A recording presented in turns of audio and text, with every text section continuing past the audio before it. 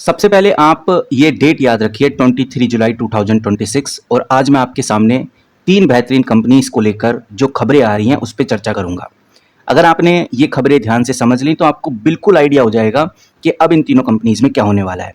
यानी कि अब आगे किस तरह की ग्रोथ सिर्फ 2-3 दिनों में हमें देखने को मिलने वाली है। हम बात करेंगे अपोलो माइक्रोसिस्टम में गाइस एक बहुत बड़ा ऑर्डर, एक विशाल ऑर्डर निकल के सामने आने वाला है और अगर खबर आपको पहले ही पता चल जाए तो आपको पता रहता है कि भाई हाँ अब ये कंपनी कहाँ तक जाएगी। तो अपोलो माइक्रोसिस्टम को लेकर वो खबर क्या है उस पर हम चर्चा करेंगे। हम बात करेंगे पारस डिफेंस की। पारस डिफेंस 5 दिन में लगभग 3% भागता हुआ नजर आया है और अब हालात पारस डिफेंस में आपको बदलते हुए नजर आने वाले हैं क्योंकि कंपनी ने या हम बोले कंपनी की जो सब्सिडरी कंपनी ने एक बहुत बड़ा एमओयू साइन किया है।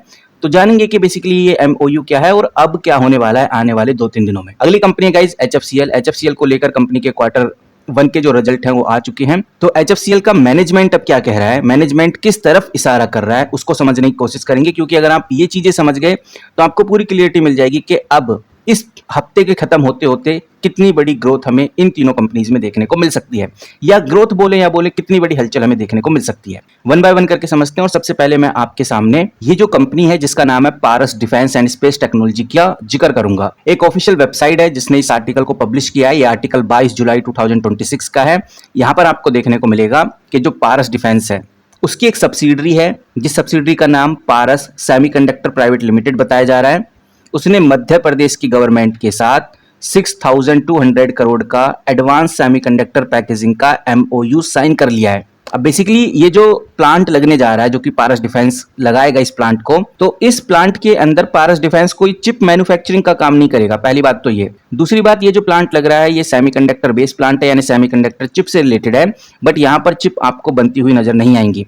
यहाँ पर चिप की पैकेजिंग होगी, टेस्टिंग होगी, चिपलेट इंट्रीगेशंस का काम होगा, वफर बंपिंग हमें देखने को मिलेगी और जो रिलेबिलिटी टेस्टिंग होती है उसका काम भी इस प्लांटेशन के अंदर किया जाएगा। अगर आप मोटा मोटे तौर पे समझना चाहते हैं तो आप ये समझिए चिप का जो फाइनल प्रोसेस होता है, प्रोडक्ट बनने से पहले जो फाइनल प्रक्रिया होती है वो इस प्लांटेशन में की जाएगी। अब सवाल ये आता है कि भाई बेसिकली पारस डिफेंस इतना बड़ा इन्वेस्टमेंट क्यों कर रही है। तो इसके पीछे पारस डिफेंस का मैनेजमेंट का साफ कहना है कि भाई जिस तरह से इंडियन गवर्नमेंट है, भारत सरकार है, वो सेमीकंडक्टर को प्रमोट कर रही है, सेमीकंडक्टर इंडस्ट्रीज को प्रमोट कर रही है, तो पारस डिफेंस भी अपॉर्चुनिटी का फायदा उठाना चाहता है। इसीलिए पारस डिफेंस जैसा कि नाम से पता चलता है डिफेंस सेक्टर के साथ साथ सेमीकंडक्टर बिजनेस में भी एंट्री ले चुकी है। अब सवाल ये आता है क्या भाई इस खबर से जो ये पारस डिफेंस का स्टॉक प्राइस है इसमें कोई हलचल होगी या नहीं, क्या कोई तेजी हमें देखने को मिल सकती है या नहीं। सबसे इंपॉर्टेंट सवाल तो यही है। अब बहुत से लोग कहते हैं कि भाई खबरें तो आती रहती हैं, कभी कुछ हो रहा है कभी कुछ हो रहा है, कहीं सेमीकंडक्टर बन रहा है कहीं प्लांटेशन बन रहा है, लेकिन स्टॉक प्राइस में कोई खास बदलाव होता नहीं है। पूरे एक महीने में लगभग 9 से 10% गिर चुका है, कोई खास ऐसी ग्रोथ हमें देखने को नहीं मिलती। लेकिन मैं आपको ये बताना चाहूंगा अगर हम थोड़ा और वाइड लेवल पे चेकआउट करें, जैसे आप 1 महीने तक का जरूर देखते होंगे लेकिन जैसे आप 6 महीने का देखेंगे तो आपको नजर आएगा कि कंपनी 92% ग्रो कर चुकी है। यानी ये पहले कंपनी 670 रुपीज के आसपास ट्रेड करती थी जो आज कंपनी बढ़कर 1200 पे आ गई है। तो ये कहना बिल्कुल गलत होगा कि भाई सब कुछ हो रहा है, सेमीकंडक्टर इंडस्ट्री में बहुत कुछ हो रहा है, डिफेंस इंडस्ट्री में बहुत कुछ हो रहा है, लेकिन ये कंपनी ग्रो नहीं कर रही। कंपनी ग्रो कर रही है। पहले कंपनी 6 महीने पहले अगर आप उठाकर देखेंगे 650 रुपये पे ट्रेड करती थी जो आज कंपनी 1200 रुपये पे आ गई है। तो ग्रोथ तो हो रही है नो डाउट, बट यहाँ पर पेशेंस की जरूरत है, आपको धैर्य की जरूरत है। आपको लगता है कि भाई खबर आज आई है तो परसों बदलाव होगा, परसों एक बहुत बड़ा जंप देखने को मिलेगा, ऐसा होता नहीं है। तो ये चीज ध्यान रखकर चलनी है। और दूसरा आपको ये भी पता होना चाहिए कि भाई कब एग्जिट करें, कब एंट्री लें, कब घुसे कब बाहर निकले। क्योंकि जो लोग 1 साल पहले इस कंपनी में जुड़े हुए थे उन्होंने देखा कि भाई कंपनी तो 50% ही बढ़ी है, लेकिन जो लोग 6 महीने पहले इस कंपनी में घुसे उन्होंने देखा कंपनी तो 92% बढ़ गई है।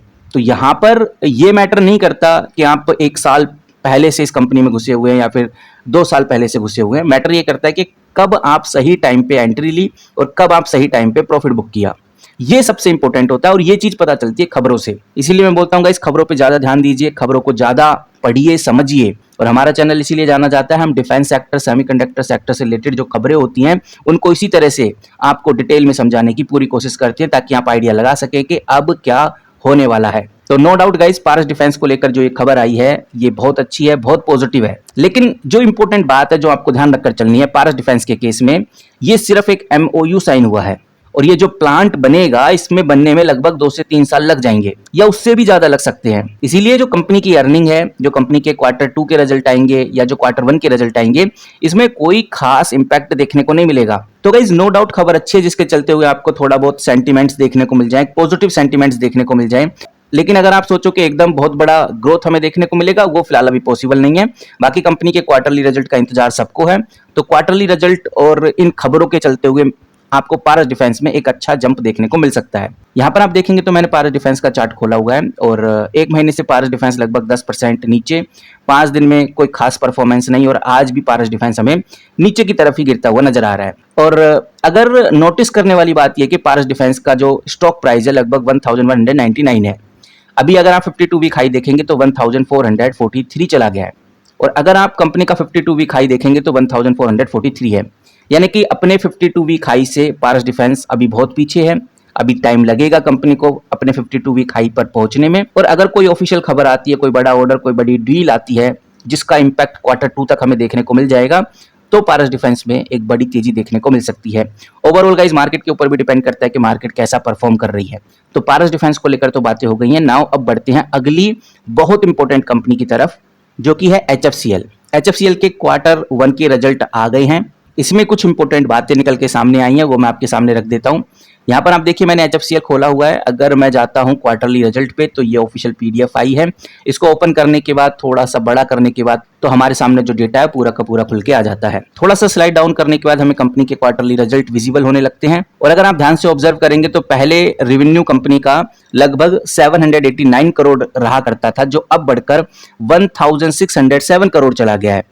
और ईयर ऑन ईयर बहुत अच्छी ग्रोथ है, लगभग 100% से ज्यादा कंपनी ने अपने रेवेन्यू को इंक्रीज किया है, जो कि एक कमाल की बात है। इस चीज का अंदाजा आप नेट प्रॉफिट में भी लगा सकते हैं, जहां पहले नेट प्रॉफिट कंपनी का 42 करोड़ के आसपास होता था, जो सीधा बढ़कर 179 करोड़ पे पहुंच गया है। वहीं अगर कंसोलिडेट रिजल्ट की बात करें तो रेवेन्यू 1915 करोड़ था और नेट प्रॉफिट 245 करोड़ था, और Q1 के अकॉर्डिंग हम कह सकते हैं लगभग 29 करोड़ के आसपास का लॉस हमें देखने को मिला। इतना ही नहीं गाइस, खबर एक और ऐसी सामने निकल के आ रही है जो आपको काफी चौंका कर रखेगी। ये आप इधर देखिए, ये खबर हम कह सकते हैं HFCL इन्वेस्टर्स के लिए बहुत इंपॉर्टेंट है। यहाँ पर HFCL का कहना है कि हमने 215 करोड़ इन्वेस्ट करके डाटा सेंटर कनेक्टिविटी प्रोडक्ट की नई मैन्युफैक्चरिंग फैसिलिटी लगाई है। अब क्वेश्चन ये आता है कि बेसिकली ये फैक्ट्री बनाएगी क्या? तो देखने में आ रहा है कि ये कंपनी MMC यानी कि मिनिएचर मल्टी फाइबर बनाने वाली है। Super high density multi fibre transmissions भी ये कंपनी बनाने वाली है। लेकिन क्वेश्चन फिर से वही आ जाता है, भाई ये प्रोडक्ट तो पता चल गया बनाने क्या वाली है, लेकिन इन प्रोडक्ट का यूज कहाँ होगा? तो इन प्रोडक्ट का यूज AI डेटा सेंटर के अंदर होगा। AI डेटा सेंटर आने वाला एसेट्स है। हम कह सकते हैं कि cloud computing, high speed network, hyper scale data centres में इन केबल्स का यूज किया जाएगा, और यही भविष्य है। तो कंपनी ने तो सीधा बोल दिया कि भाई हम लगभग 215 करोड़ इन्वेस्टमेंट करने जा रहे हैं, जिसमें हमारी जो कैपेसिटी रहेगी 2,70,000 असेंबलीज पर ईयर रहने वाली है। और अगर आपके दिमाग में ये आ रहा है कि भाई कंपनी इस तरह के डिसीजंस क्यों ले रही है, इससे क्या फायदा होगा, तो मैनेजमेंट ने इसका जवाब साफ दिया है। AI और डेटा सेंटर की डिमांड बहुत तेजी से बढ़ रही है, इसलिए एडवांस ऑप्टिकल कनेक्टिविटी प्रोडक्ट की डिमांड भी तेजी से बढ़ेगी। HFCL इस अपॉर्चुनिटी को कैप्चर करना चाहता है, बिल्कुल मिस आउट नहीं करना चाहता। तो इन्वेस्टर के लिए ये Q1 के रिजल्ट कैसे रहे, अगर हम इस पे चर्चा करें तो एक बात आप ध्यान रखकर चलिए, Q1 रिजल्ट काफी स्ट्रॉन्ग आए हैं। रेवेन्यू और प्रॉफिट दोनों में जबरदस्त इंप्रूवमेंट हमें देखने को मिली है। 215 करोड़ का जो कैपिटल एक्सपेंडिचर कंपनी ने यूज कर रही है लॉन्ग टर्म ग्रोथ के लिए, ये भी काफी पॉजिटिव है, क्योंकि कंपनी का मैनेजमेंट साफ इशारा कर रहा है कि भाई AI डेटा सेंटर सेगमेंट में हाई ग्रोथ आने वाली है, जिसके चलते हुए हमें इतना तो इन्वेस्टमेंट करना चाहिए। वहीं कंपनी ने यही बोला है कि भाई इन्वेस्टमेंट कर रहे हैं, बट इसका जो रेवेन्यू है 2027 के बाद ही देखने को मिलेगा, या 2027 आते आते शुरू हो जाएगा, इसलिए इसका फायदा इमीडिएट नहीं होने वाला। अगर इमीडिएट फायदा नहीं होगा तो जब भी होगा यानी कि लॉन्ग टर्म में होगा। इसीलिए अगर आपको लग रहा है कि भाई अभी तो कोई फायदा हो नहीं रहा, अभी तो कोई खास ग्रोथ हो नहीं रही, तो थोड़ा रुक जाइए, 1-2 महीने का वेट करिए, तो आपको एक जबरदस्त बदलाव HFCL में देखने को मिल सकता है। HFCL फिलहाल अभी अपने 52 वीक हाई के काफी ज्यादा क्लोज आ चुका है, क्योंकि कंपनी का अगर आप 52 वीक हाई देखेंगे तो 229 है, और कंपनी 211 पे ट्रेड होती हुई नजर आ रही है, तो बहुत पास है अपने 52 वीक हाई के। देखते हैं कि भाई आगे क्या सिनेरियो क्रिएट होता है। अब बढ़ते हैं अगली कंपनी, जो कि काफी जानी मानी कंपनीज में से एक है, Apollo micro system limited. Guys Apollo micro system limited ये ऐसी कंपनी है जिस पे आपको नजर हमेशा रखनी चाहिए। ऐसा मैं इसलिए बोल रहा हूं क्योंकि अभी एक आर्टिकल पब्लिश हुआ है और ये आर्टिकल मिंट के द्वारा पब्लिश किया गया है, और मिंट वेबसाइट आप जानते हैं कितनी पॉपुलर वेबसाइट है। मिंट के द्वारा जब ये आर्टिकल पब्लिश किया गया है तो इसमें अपोलो माइक्रोसिस्टम को लेकर काफी अच्छे से इंपॉर्टेंट चीजें दिखाई गई हैं। वन बाय वन करके समझने की कोशिश करते हैं, और सबसे पहले मैं आपको बताना चाहूंगा कि ये जो कंपनी है अगले ट्रेडिंग सेशन में फोकस में रह सकती है, क्योंकि ये जो अपोलो माइक्रोसिस्टम कंपनी है इसको इंडियन नेवी से एक बहुत इंपॉर्टेंट, एक बहुत बड़ा प्रोजेक्ट मिल सकता है। अब बेसिकली ऑर्डर क्या मिल सकता है वो भी मैं आपको बताना चाहूंगा। कंपनी को इंडियन नेवी की तरफ से मेक सेकंड प्रोटोटाइप संसेशन ऑर्डर, जिसको पीएसओ बोलते हैं, वो मिल सकता है। और ये प्रोजेक्ट सावेरियो एएसडब्ल्यू डेवलप करने के लिए है। अब सवाल ये आता है कि बेसिकली ये जो सावेरियो एएसडब्ल्यू है ये है क्या चीज, और क्यों अपोलो माइक्रोसिस्टम के हाथ में ये प्रोजेक्ट लग गया है। सावेरियो एएसडब्ल्यू का मतलब ही यह है कि सेमी सबमेरेबल ऑटोनोमस वेसल्स। ये जो सबमेरेबल्स होते हैं ये पानी की सतह के बिल्कुल नीचे चल सकते हैं, और इसमें इंसानों को बैठने की जरूरत नहीं होती। इसको एआई या ऑटोनोमस टेक्नोलॉजी के द्वारा ऑपरेट किया जा सकता है। तो नेवी के लिए जैसे हम एयरफोर्स के लिए ड्रोन यूज करते हैं, ऐसे ही नेवी के लिए सबमेरेबल्स बनाए जा रहे हैं। इसीलिए ये न्यूज काफी इंपॉर्टेंट हो जाती है अपोलो माइक्रोसिस्टम को लेकर, क्योंकि अपोलो माइक्रोसिस्टम अब ऑटोनोमस मैरीटाइम और अंडर वाटर डिफेंस सिस्टम में ऑफिशियली एंट्री ले चुका है। कंपनी यानी अपोलो माइक्रोसिस्टम अब सिर्फ इलेक्ट्रॉनिक सप्लायर्स नहीं बन के रहेगा, बल्कि ये company advance naval defence technology में भी काम करेगी। और अगर ये प्रोजेक्ट सक्सेसफुल रहा तो फ्यूचर में नेवी के बड़े ऑर्डर्स और आउटसाइड ऑर्डर्स यानी दूसरी कंट्री से भी ऑर्डर अपोलो माइक्रोसिस्टम को मिलने स्टार्ट हो जाएंगे। तो इसके चलते हुए गाइस अपोलो माइक्रोसिस्टम में तेजी आपको देखने को मिल सकती है, और इसीलिए मैं बोल रहा था कि अपोलो माइक्रोसिस्टम आपको कभी भी भागता हुआ नजर आ सकता है। नजर बना के रखिए और देखते हैं कि भाई आगे क्या सिनेरियो क्रिएट होता है। बाकी इस वीडियो में इतना ही। जैसी कोई खबर आती है इन तीनों कंपनीज को लेकर, कोई न्यूज आती है, तो सबसे पहले आपके साथ शेयर करूंगा। डिफेंस और सेमीकंडक्टर से जुड़े रहने के लिए चैनल को सब्सक्राइब कर सकते हैं। मिलते हैं किसी नए वीडियो के साथ, तब तक के लिए take care and good bye.